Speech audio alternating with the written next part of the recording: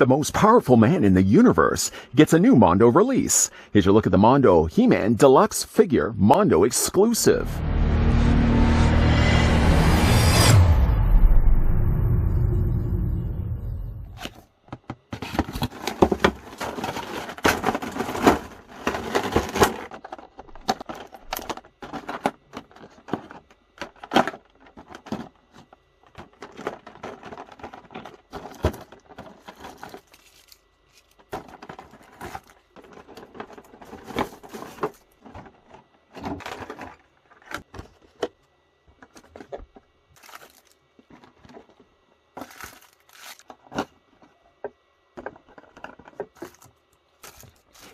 Eternia was in need of a champion, someone who protected against the villainous Skeletor. That person would be known as the hero He-Man, son of King Randor and Queen Marlena. Prince Adam was bestowed the powers of He-Man by the sorcerers of Castle Grayskull. Using the mighty Power Sword, Prince Adam transforms into the powerful warrior known as He-Man, gaining enhanced strength and abilities. He-Man battles against the menacing Skeletor in the name of good and all of Eternia, never resting until peace is restored to all the land and Skeletor's evil is no more. Just before we find out who has the power, I'm sure it's no secret, everybody knows it's He-Man, I'd like to thank the folks over at Mondo who did provide this sample of the new He-Man Deluxe figure that we could have a look at in this review. He-Man does have, in this case, 3 distinct looks. This one, the OG look, a battle armor version, and Thunder Punch He-Man, if you're a big fan of red. Before, of course, we also look at He-Man and all the accessories and the ways to swap out his different looks. I'm also going to grab the tape measure, just so that you guys can see how tall He-Man stands. Right to the very top of the head I go. You're looking at He-Man standing exactly 12 inches in height, or the figure's 30 centimeters tall. As for other Mondo offerings, here's what He-Man looks like next to She-Ra, the Princess of Power, He-Man's twin sister. They are fairly scaled well with one another. They would be about the same size like this in the cartoon, He-Man, though notably a little bit darker in the tan, but that's also the way he also appears in the cartoon. Now, of course, if he's going to be fending off the villainous Skeletor, here's what he also looks like next to the recently looked at Master Universe Revelations Skeletor. And again, I think they scale in pretty well with one another. These newer bodies and the newer molds that Mondo have been putting into these pieces have been quite spectacular. Being that there is a lot of accessories that do come with He-Man, do bear with me. We're going to have a look at these individually. The first thing we'll have a look at happens to be the thing I'm not going to ever really display with the He-Man. Though not out of appreciation for Mondo including it, but just rather instead, I really like the idea of He-Man actually having a dagger on the side of his boots. This dagger does attach. There's a elasticized strap here that simply just slides up the side of his boot. And then you can draw from that an inside dagger. The sheath is nicely done here, giving you almost more of a leather look. And of course, other than just the elastic on the back here, it does look like something that would be quite practical for He-Man. Again, I'm not a big fan of this. The recently Master Universe Origins He-Man also brought back this look, as it was something that originally was with the figure design a long time ago. The dagger itself, though looking good, just not something I'm ever going to really display with the He-Man.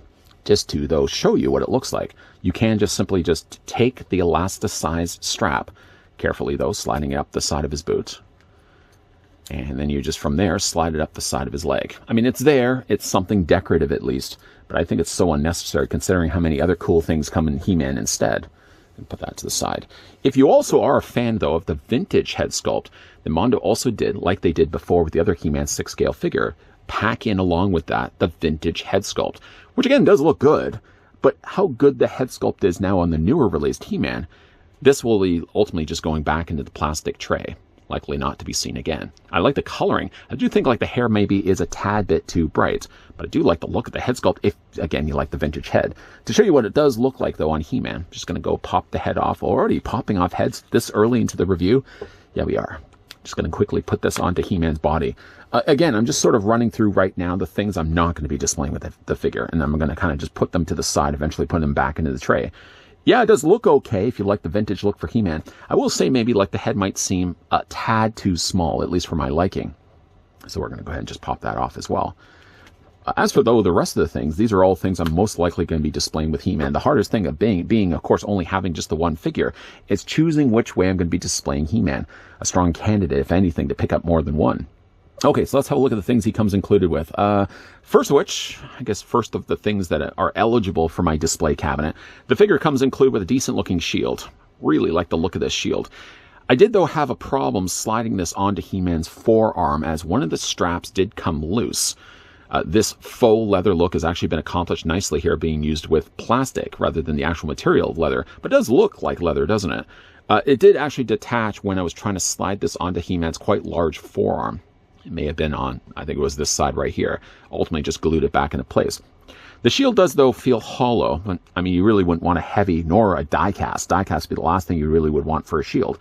But it's a decent-looking shield nonetheless. It looks almost hand-forged. There's some little wear, a little bit of tear added there as well. And I love the look of the silver that they've used here. Again, this just slides onto He-Man's arm. Simply just take this, loop this through his arm. And then if you have yourself the gripping fist that we'll look at more in a moment, you simply just grip that onto the actual handle there on the end. Putting He-Man down here for a second, the figure also comes included with his battle axe. The battle axe does get an upgrade, and it does look quite nice, the use of the additional gold that they add.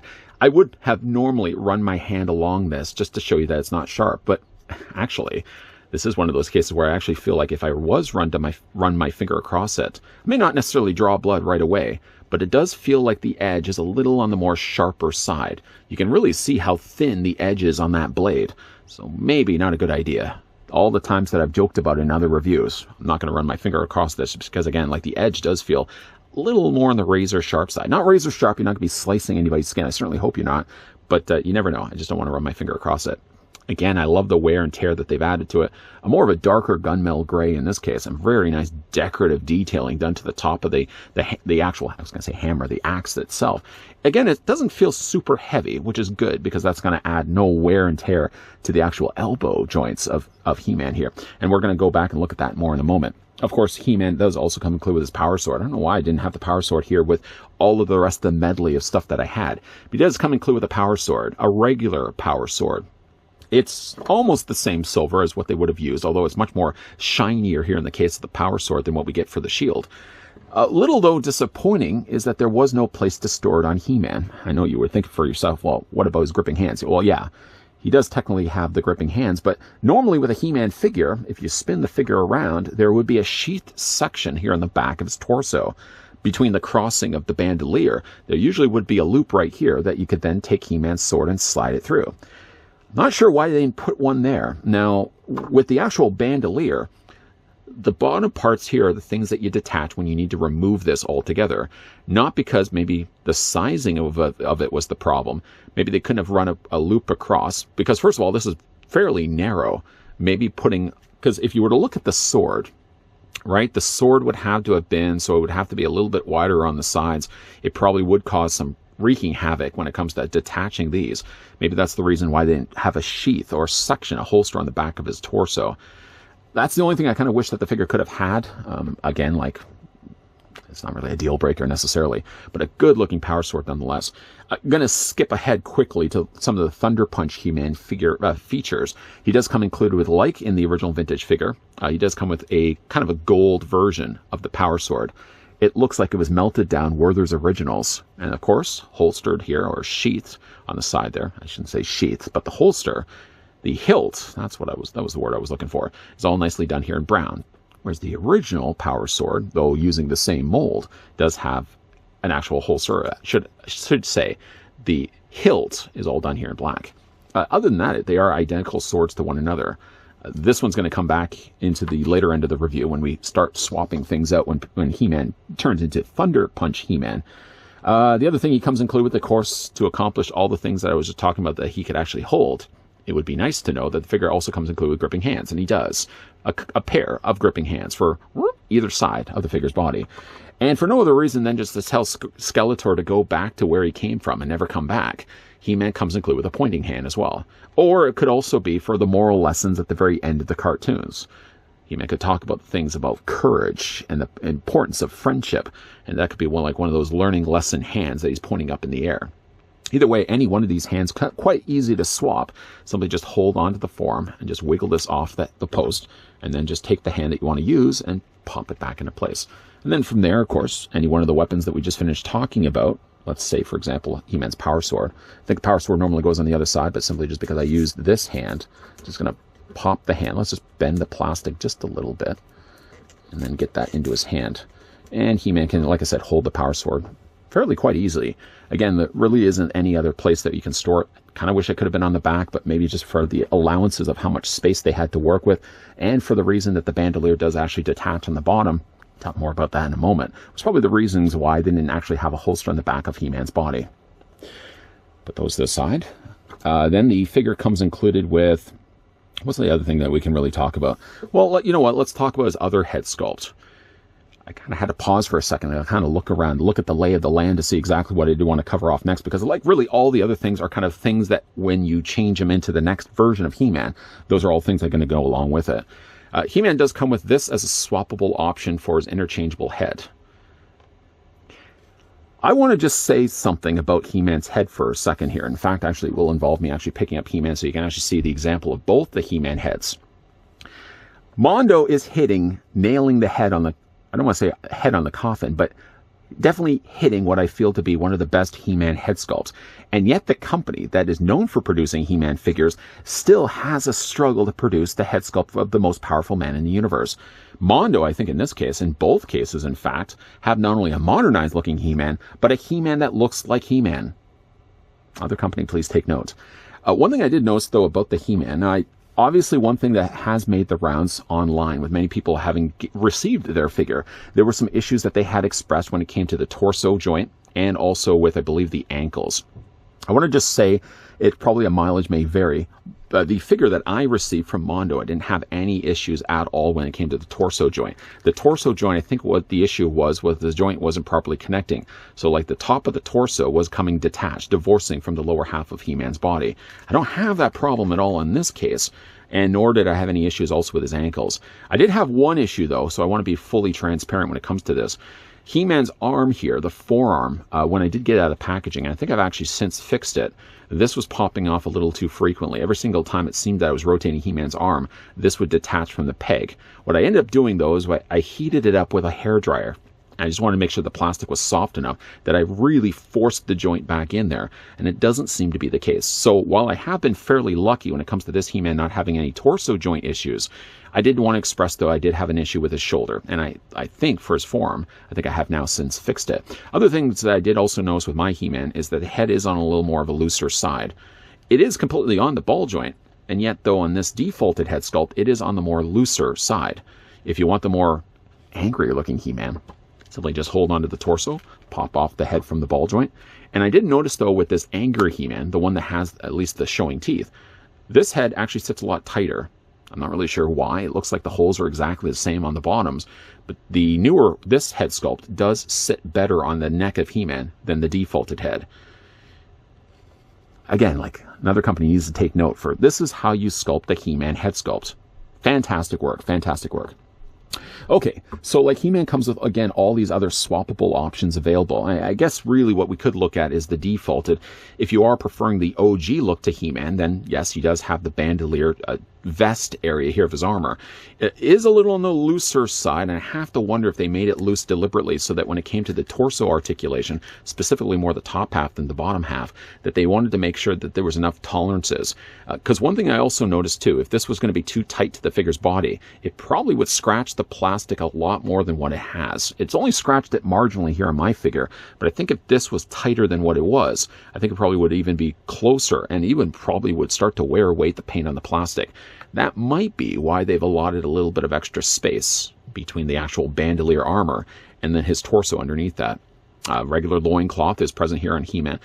In this case, they're actually using more like a faux fur material. It looks like they've also added a little bit of an adhesive because it's a little, I want to say crispy.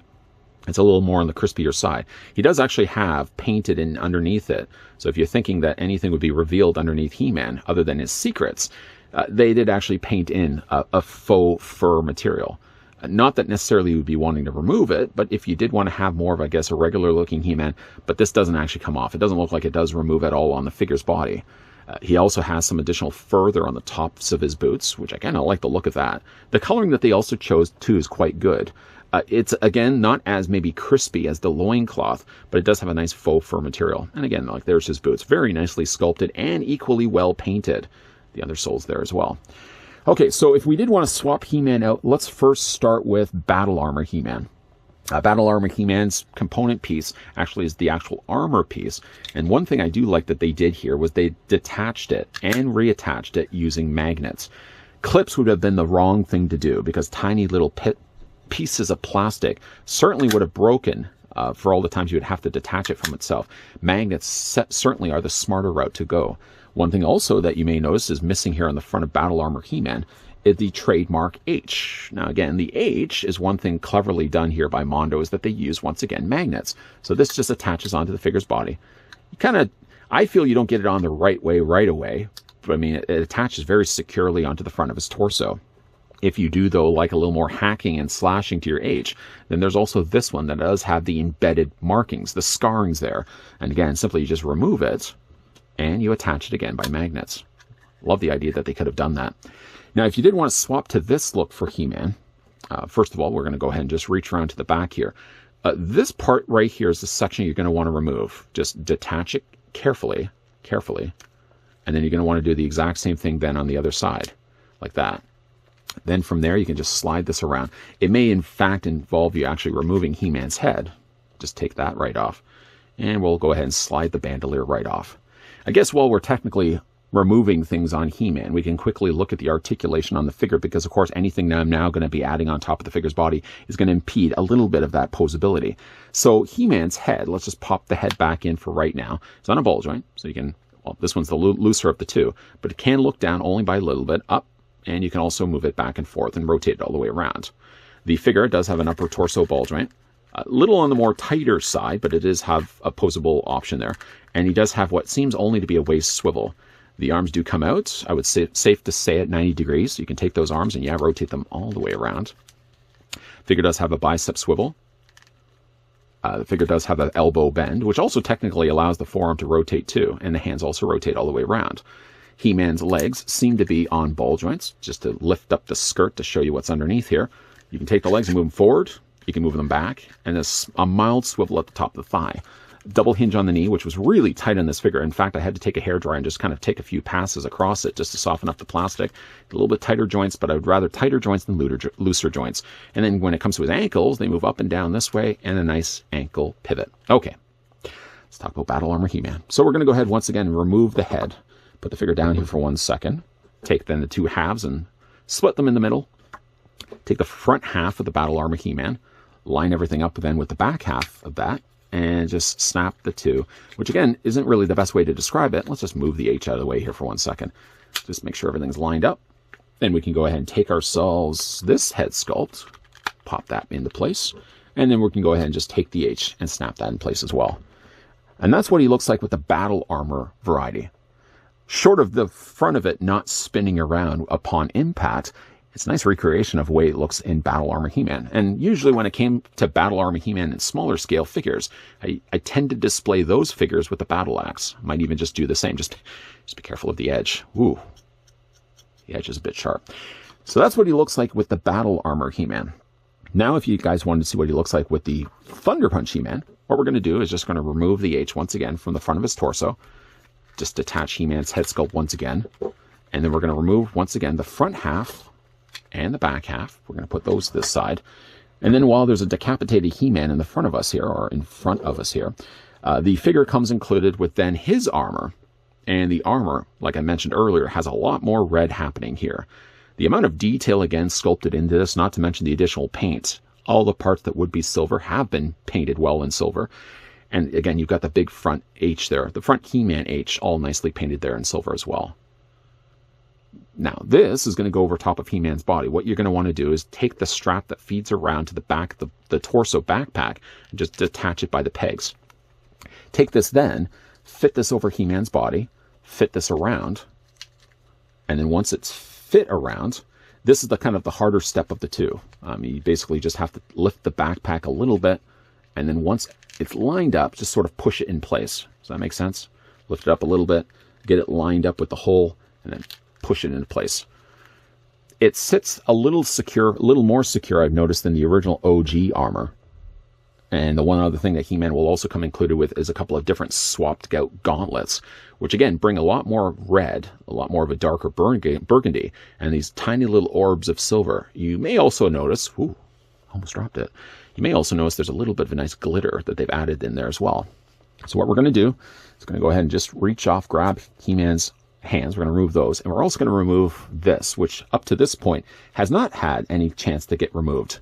We're going to remove those, and we're going to take the gauntlet, and we're going to fit it over his arm. We're going to fit the hand back into place just to make sure that then this gauntlet isn't going to go anywhere. And then we're going to rinse and repeat the steps on the other side. Just, again, remove the hand. Remove the gauntlet. Don't lose that, whatever you do.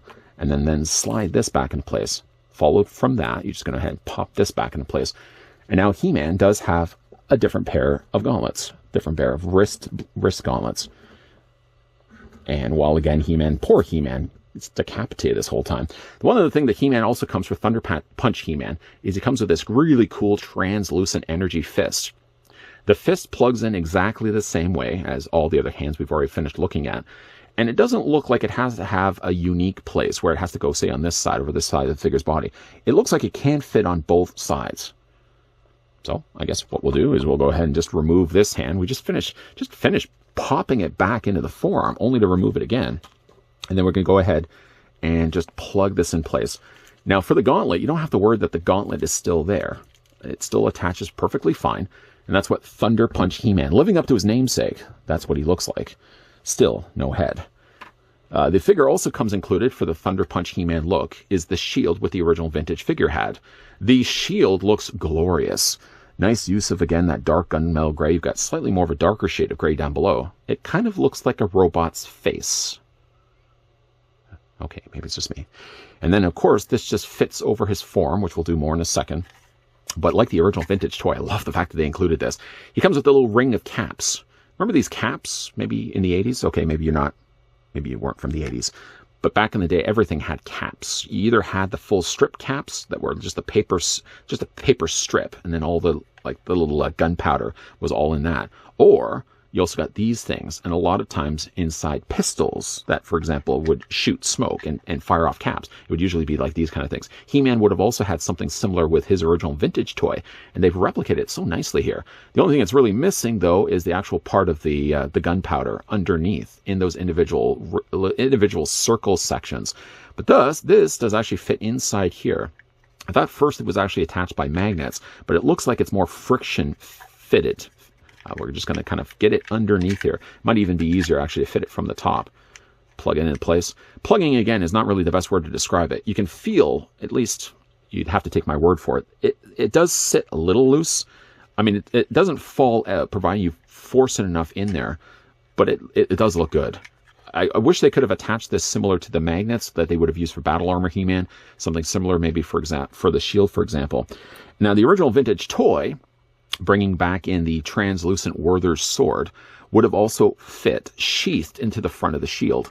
Now, this is a harder thing I've noticed to do. They give you like these little allotted slots, and for all intents and purposes, the sword is supposed to sit into that.